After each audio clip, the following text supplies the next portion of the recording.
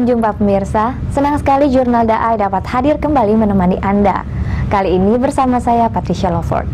Dalam Jurnal Daai edisi ini, kami telah menyiapkan liputan tentang sebuah kisah membina dan melatih diri di Rumah Susun Cinta Kasih Seci. Juga tentang upaya menjaga jalinan kasih bagi warga kampung belakang di Kelurahan Kamal, Jakarta Barat.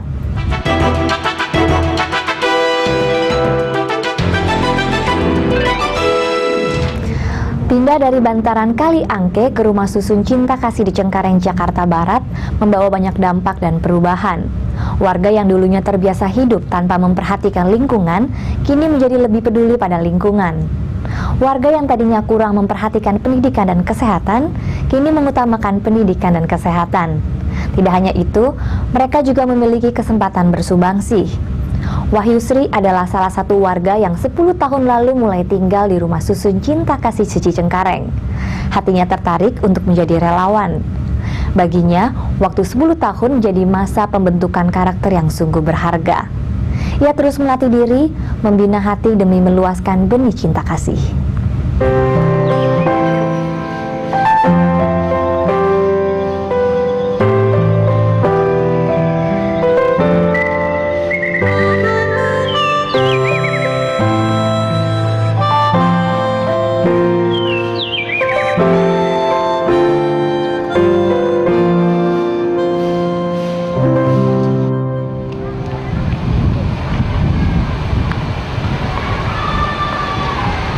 Merajut mimpi serta menata kehidupan menjadi lebih baik.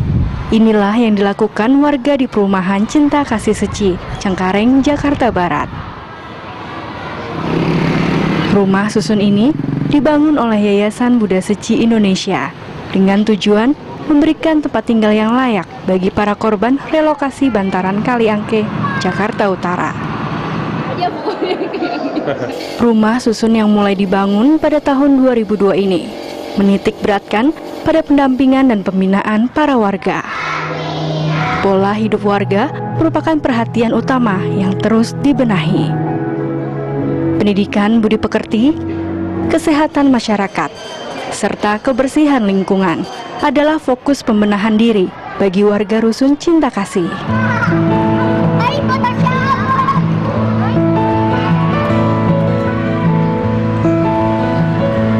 Wahyu Sri, wanita berusia 43 tahun ini merupakan salah satu korban relokasi bantaran Kali Angke.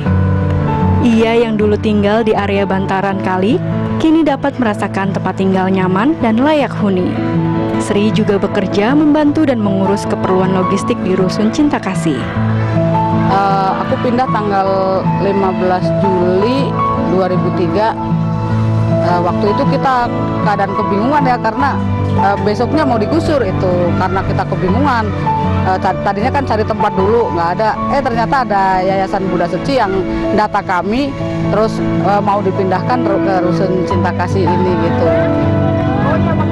Mendapat kesempatan untuk pindah ke Rusun Cinta Kasih memberikannya pula kesempatan untuk menata dan membina diri. Cinta kasih para relawan menarik hatinya untuk ikut bergabung menjadi relawan Seci pada tahun 2004. Ya awalnya sih hanya pengen tahu Seci itu apa gitu ya, pengen kenal gitu, pengen kenal ke dalamnya, apa sih sebenarnya di dalamnya gitu. Jadi kalau ada kegiatan, mungkin ada bencana ya, dulu ada kebakaran, ada banjir, itu kita suka awalnya bantu di dapur, bungkus nasi doang itu pertamanya gitu. Terus ada habis banjir kita mulai keluar kerja bakti, biarpun kami hanya pakai sendal jepit, baju kaos biasa gitu. Awalnya gitu sih. Terus lama saya berpikir ya, kalau orang hidup itu kita nanam padi tidak akan pernah panen jagung, gitu yang saya pegang. Terus akhirnya saya berpikirnya ya itu, oh iya, karena saya kalau berbuat baik pasti saya akan dapat kebaikan, tapi tidak usah mengharapkan, jalanin apa adanya aja. Hampir semua kegiatan relawan ia jalani termasuk pelestarian lingkungan. Setiap sebulan sekali, Sri rutin mengikuti kegiatan daur ulang yang diadakan di Rusun Cinta Kasih. Dulu, ia kerap membuang sampah ke kali. Dan kini, kegiatan memilah dan mendaur ulang sampah membuka wawasannya untuk sadar pada kebersihan lingkungan. Iya, kalau dulu kan kita nggak tahu tuh sampah dibuang ke kali akhirnya jadi numpuk, jadi banjir kemana-mana gitu kan. Yang gampang aja, yang menurut saya gampang saya ketahui gitu. Ternyata oh ya bahaya banget buat kita juga gitu. Kalau di sini udah dipilah bagus, bersih. Kayaknya yang sehari-hari aja dulu buang sampah itu udah sembarangan aja tuh. Apalagi lagi di pinggir kali kan, plung aja ke kali apa-apa juga. Sekarang kan semenjak di sini berapa tahun yang lalu kan udah diatur, ada tempatnya, ada dipilah-pilah dulu, baru dibuang. Ini yang bisa didaur ulang, ini yang sampah yang mau dibuang, yang bisa busuk gitu. Untuk selamanya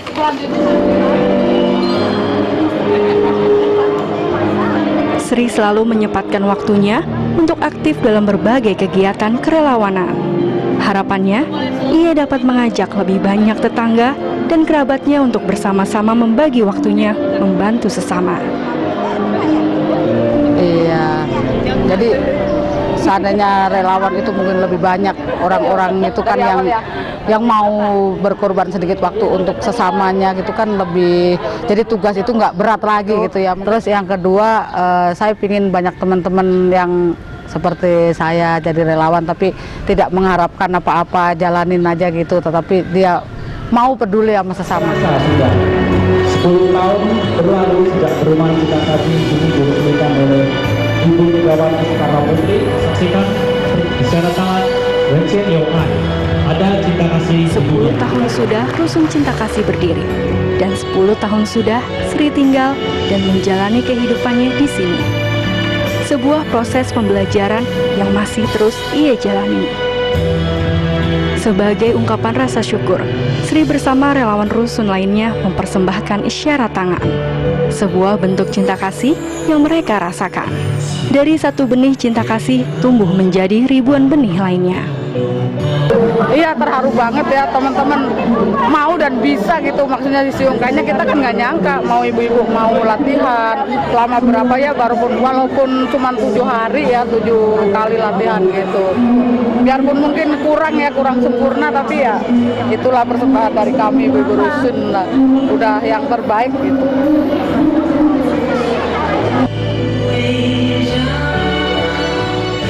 Selain Sri dan kawan-kawan, banyak warga Rusun Cinta Kasih yang juga turut ambil bagian dalam acara syukur peringatan 10 tahun berdirinya Rusun. Tetapi tidak hanya mereka yang tinggal di dalam. Para tetangga dari sekitar Rusun juga ikut berpartisipasi. Rusun Cinta Kasih memang berada di wilayah yang cukup padat. Besarnya partisipasi pihak luar menunjukkan juga besarnya toleransi antar warga. Grup musik Marawis yang merupakan salah satu penyaji seni tradisional Betawi juga turut memeriahkan acara. Ini juga menjadi bentuk perpaduan budaya dan wujud nyata dari sikap saling menghargai. Bentuk rasa syukur ini pula yang diberikan Yayasan Buddha Seci Indonesia kepada masyarakat dalam pencapaian 1 Dasawarsa Rusun Cinta Kasih Seci, kegiatan bakti sosial kesehatan ke-92. Diadakan bagi warga rusun dan masyarakat lainnya. Bakti sosial kesehatan ini menangani 232 pasien katarak, 9 pasien petrigium, 6 pasien minor, dan 162 pasien gigi. Cuaca Jakarta yang panas menjadi salah satu pemicu banyaknya masalah gangguan kesehatan mata. Dalam 2 bulan terakhir, suhu di sebagian besar wilayah Jakarta dapat mencapai antara 36 hingga 40 derajat Celcius. Selain pengaruh suhu dan sinar matahari, faktor usia tua juga menjadi salah satu penyebab munculnya katarak. Bersikap proaktif dalam menanggapi banyaknya pasien katarak, Yayasan Buddha Seci menurunkan 22 dokter mata dan 12 perawat mata yang melayani operasi katarak. Para pasien tidak hanya berasal dari wilayah Jakarta Barat, tetapi dari beberapa wilayah yang jauh dari Cengkareng. Bahkan, di antara mereka ada pasien yang berasal dari wilayah Bogor, Jawa Barat. Cinta kasih yang ada tidak hanya dikhususkan secara eksklusif bagi warga rusun dan sekitarnya, tetapi bagi siapa saja yang membutuhkan dan telah lulus proses screening seminggu sebelumnya. Aliran cinta kasih yang terus mengalir membuat Sri merasakan pentingnya arti sebuah kehidupan. Ia yang kini tinggal seorang diri tanpa keluarga, berusaha untuk terus mengisi hari demi hari kehidupannya agar dapat bermanfaat bagi orang lain. Rambutnya harus bersih. Tekadnya terus mengisi setiap detik dengan berbuat kebajikan. Silahkan Bapak. Sesuai dengan Krama Master yang mengingatkan kita kalau kita hidup di dunia ini nggak kekal. Itu yang jadi pikiran saya karena emang benar. Jadi berbuat baik itu jangan ditunda-tunda, itu saya rasa benar. Apalagi setelah suami saya meninggal, gitu kan kita lebih berpikir ke hal yang positif ya, yang lebih bagus lagi, positif lagi. Menggunakan sisa waktu di dunia ini gitu aja. Pengaruhnya banyak banget ya, mungkin lebih ada bersabar, dan yang paling penting dalam hidup saya kayaknya lebih bersyukur ya dengan keadaan saya begini, nggak ngeluh aja kan. Dulu mah aduh nggak punya ini nggak punya itu, tapi sekarang mah ternyata saya lebih beruntung karena saya sehat gitu aja, saya bersyukur gitu.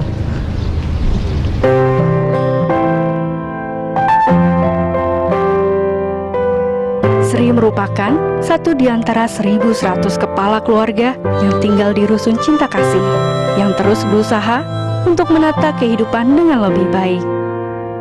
Ia melatih diri menjadi pribadi yang sadar akan kebersihan lingkungan, membina hati untuk selalu bersyukur, serta membalas kebaikan dengan tekun bersumbangsi.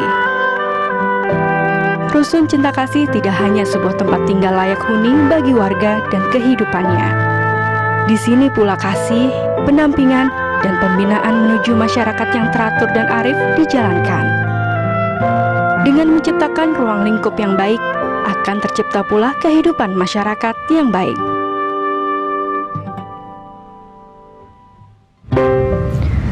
Memperhatikan yang kurang dipedulikan, mengutamakan yang dianggap terbelakang, menjadi salah satu ciri kerja para relawan Yayasan Buddha Seci dalam mempraktekkan ajaran cinta kasih. 7 tahun lalu, jalinan kasih telah tercipta antara relawan dengan warga kampung belakang di Kelurahan Kamal, Jakarta Barat. Sejak itulah hubungan baik dan pembinaan terus dijaga, antara lain melalui kunjungan kasih, penyuluhan kesehatan, ajakan gemar membaca, serta bakti sosial pembagian beras. Para relawan menyadari tidak ada yang instan, dibutuhkan waktu dan kesabaran dalam mengolah ladang berkah.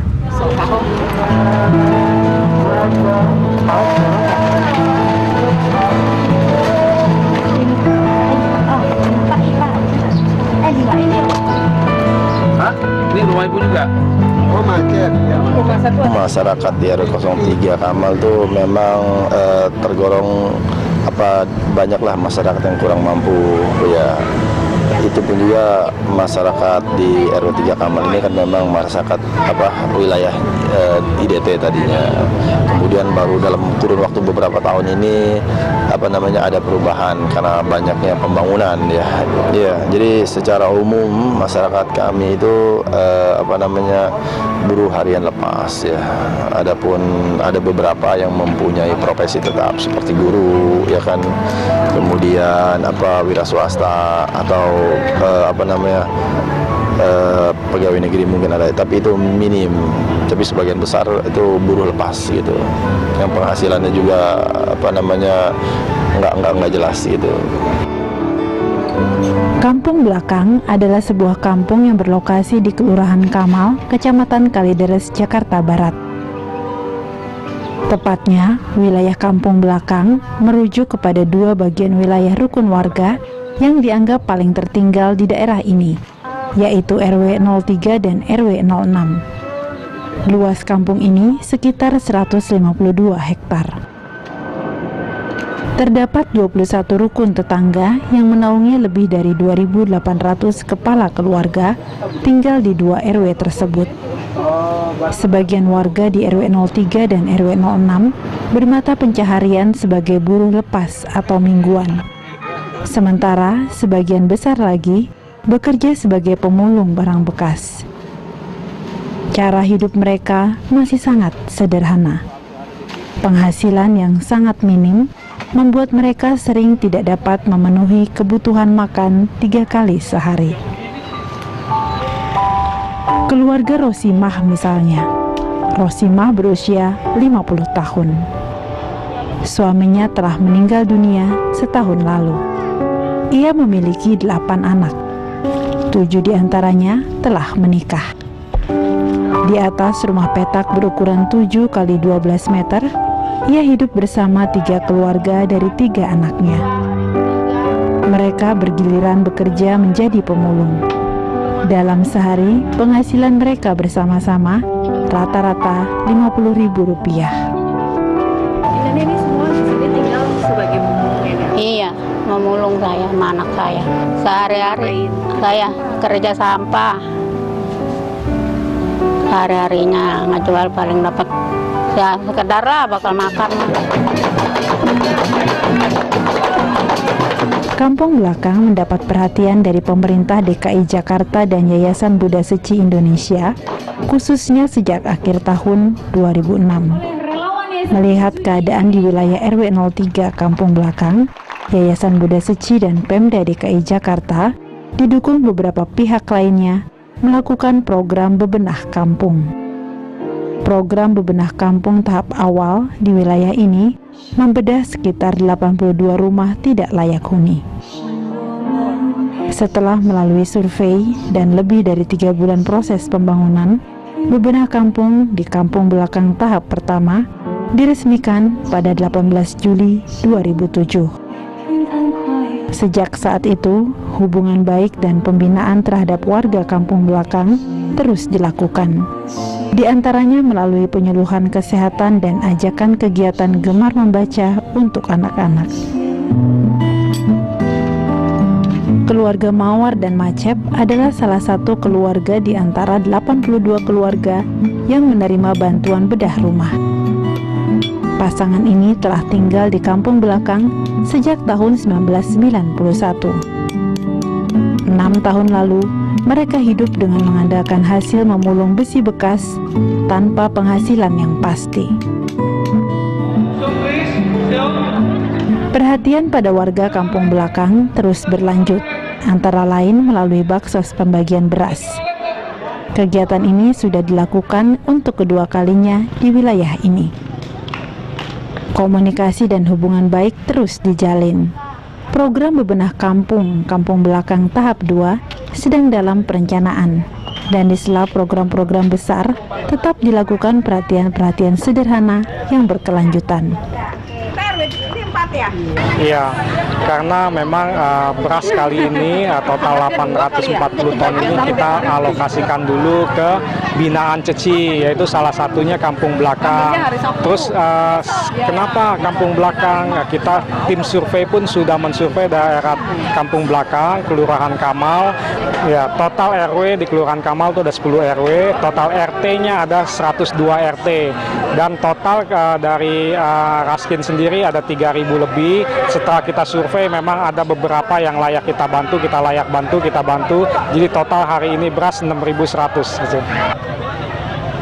Latar belakang penduduk di Kampung Belakang ini petani, ya, jasa, tukang ojek, ya, terus buruh, ya, rata-rata buruh, dan banyak lagi. Jadi memang tepat sekali sasaran Buddha Seci untuk melakukan kegiatan semacam ini di Kampung Belakang. Apresiasi dari pemerintah kota dan provinsi dengan kegiatan ini. Ibu ini berasnya nanti mau dibikin apa? Mau buat makan aja. Dia ibu rumah tangga, anak 2. Suaminya bekerja Itu bawa mobil, supir. Buat makan itu aja. Iya, sehari-hari. Di rumah jadi ibu rumah tangga. Ada suami kerja di pabrik, jadi buruh, ya. Ya, penghasilannya paling ya 250 seminggu. Nah, beras ini nanti untuk apa Ibu? Ya buat dimasak. Ini kan kegiatan amal, ya. Kemudian perasaan saya ya ketika membagikan beras kepada masyarakat, khususnya masyarakat yang kurang mampu ini, tentunya senang karena bisa berbagi sesama, gitu ya. Wujud daripada kebersamaan dan gotong royong dan kasih sayang sesama umat manusia. Keluarga Mawar dan Macep adalah salah satu keluarga penerima beras Cinta Kasih Seci. Mereka hidup bertiga. Anak pertama mereka telah meninggal dunia.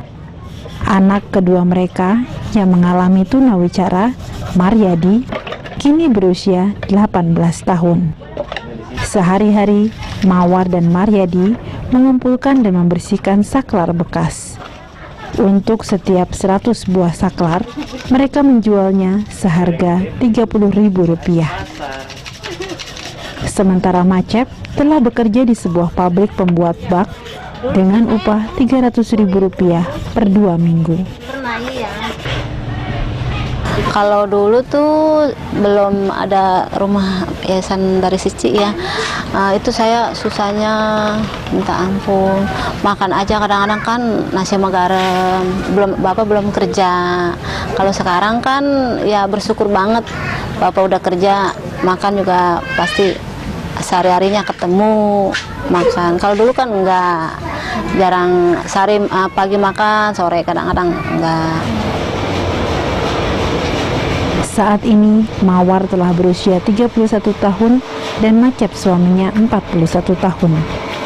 6 tahun sudah mereka tinggal di rumah yang telah dibedah dalam program bebenah kampung. Mawar dengan penuh syukur merawat dan terus memelihara harapan baik seiring dengan berkah yang diterimanya.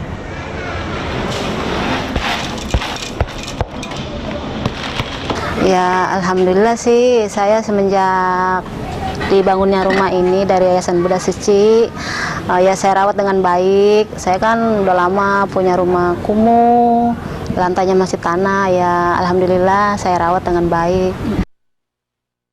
Ya mudah-mudahan bisa lebih baik lagi ke depannya. Ya sekarang kan alhamdulillah udah agak ringan, ya ntar ke depannya bisa lebih baik lagi dari sekarang. Memperhatikan yang terbelakang, mengutamakan yang tertinggal adalah salah satu upaya menjembatani jurang pemisah, meminimalisasi kesenjangan sosial. Walau membutuhkan waktu yang tidak singkat dan usaha yang tidak sedikit. Sudah semestinya lah yang kuat membantu yang lemah, yang kenyang membantu yang lapar, yang sejahtera membantu yang berkekurangan. Hanya dengan saling peduli dan saling berbagi, kehidupan ini dapat berjalan damai dan tentram.